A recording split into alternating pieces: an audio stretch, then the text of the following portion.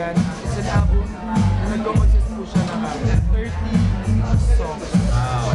And actually, double seat po siya.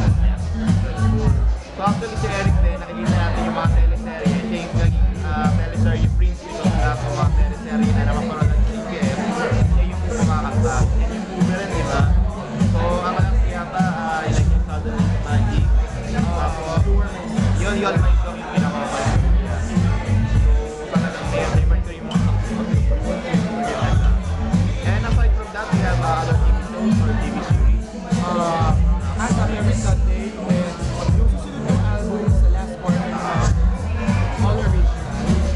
And watch out for my big concert last quarter. So that's all for Eric. And of course, Eric, congrats mo na sa 17 episode.